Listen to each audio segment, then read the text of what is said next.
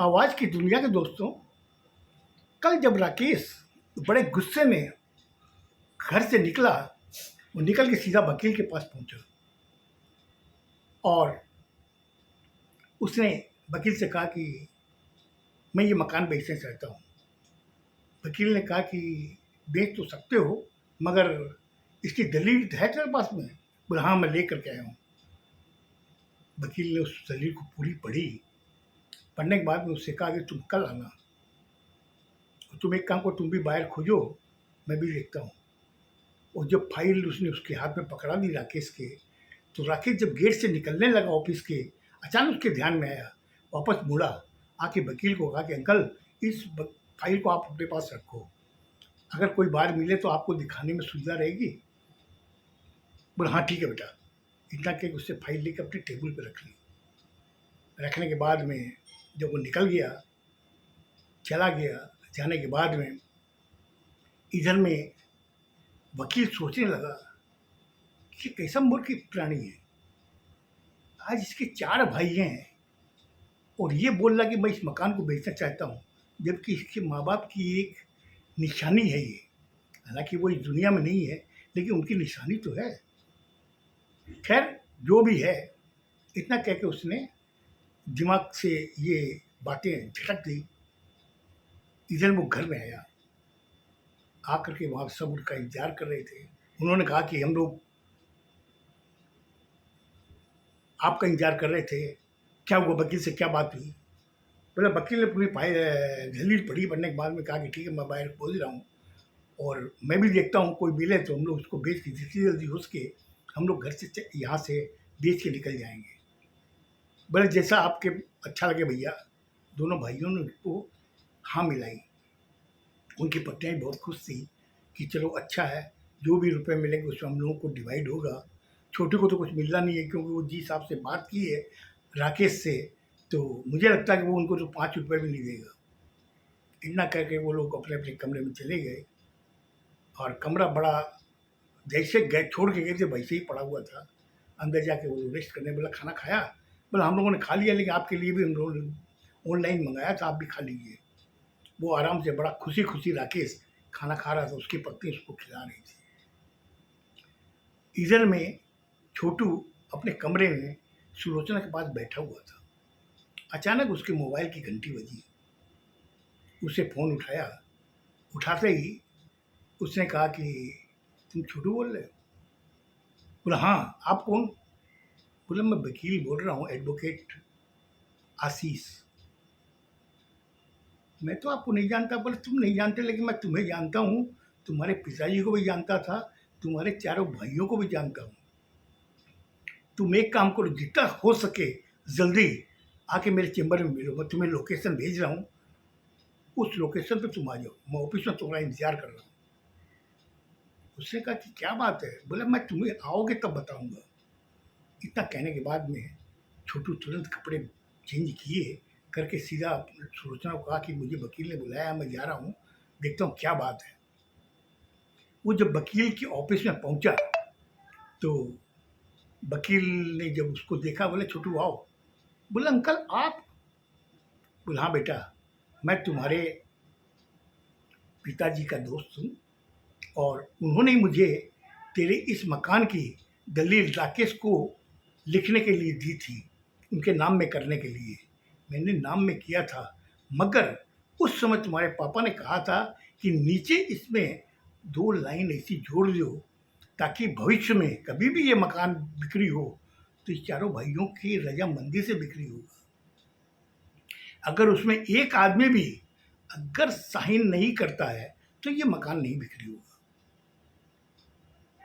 उसने कहा कि अंकल आप कैसे जानते हो? बोले मेरे पास में राकेश अभी आया था, उसने कहा कि मैं ये मकान बेचना चाहता हूँ और जितने जैसा शीघ्र मैं मकान बेच के इसके रुपए लेके मैं मुझे बिजनेस में लगाने हैं, इसलिए लेके जाना चाहता हूँ।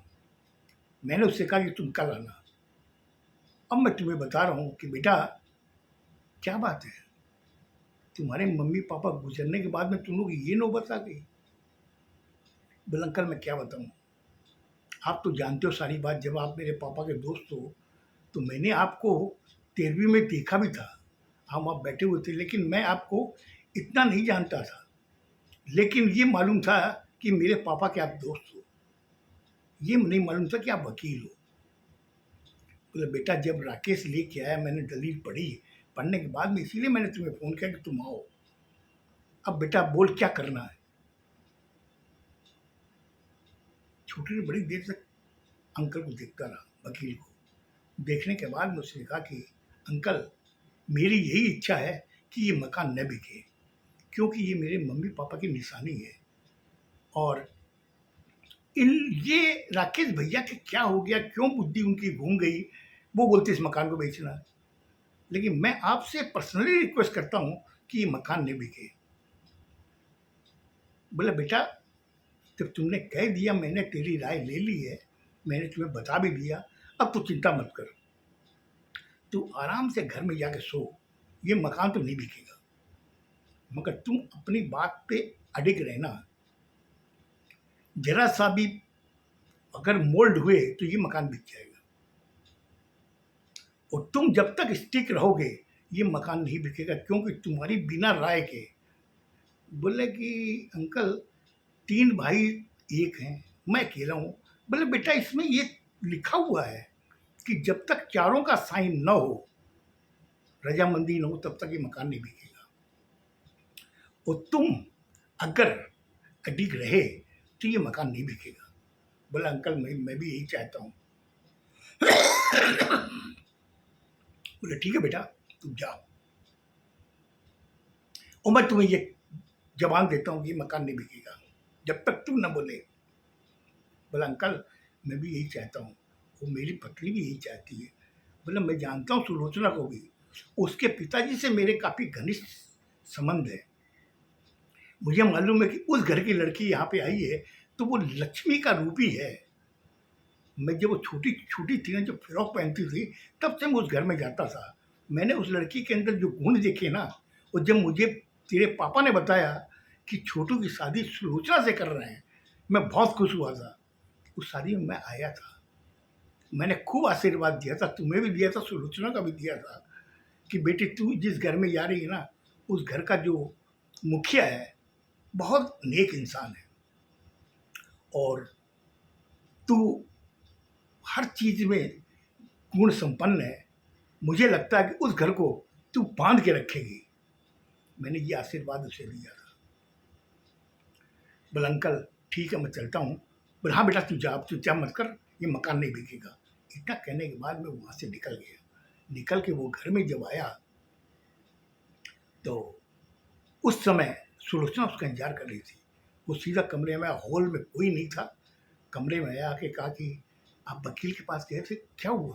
अरे बोले वो ही वकील हैं, आशीष अंकल, जो पापा के दोस्त थे।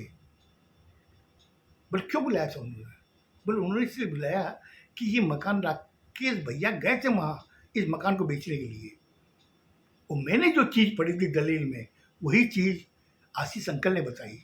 बोले ये मकान कोई भी हाल में नहीं बिकेगा, क्यों कि जब तक तुम रजामंद न हो तब तक मकान नहीं बिकेगा। सुलोचना ने कहा कि आप क्या बात बोल रहे हो, 3 भाई एक तरफ, आप एक तरफ हो, ये तो मकान बिकेगा? बोले नहीं, उसमें लिखा हुआ है कि जब तक चारों लड़कों की रजामंदी न हो तब तक ये मकान नहीं बिकेगा। बोली आशीष अंकल ने कहा? बोला हाँ। बोले तब कोई चिंता की बात नहीं, अब ये मकान नहीं बिकेगा, क्योंकि मैं चाहती हूँ कि मेरे सास ससुर की निशानी रहे, और मेरी यही इच्छा है कि हम लोग भूखे रह लेंगे मगर रहेंगे इसी मकान में।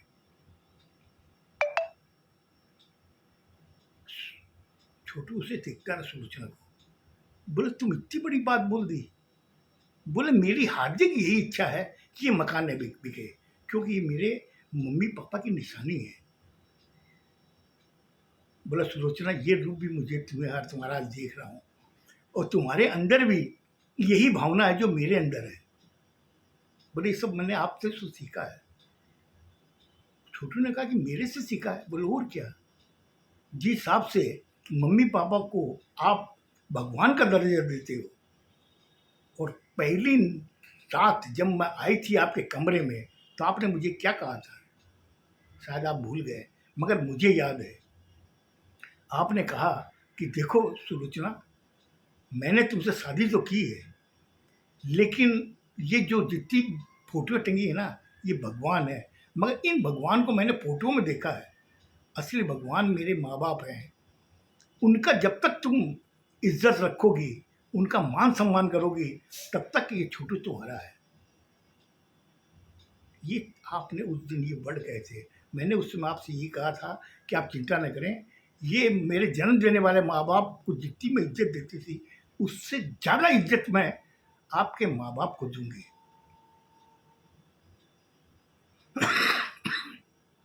मुझे लगता मैंने ज़्यादा टाइम ले लिया, आगे का किस्सा कल बताऊंगा। सुनिएगा। खुश रहो, स्वस्थ रहो, धन्यवाद।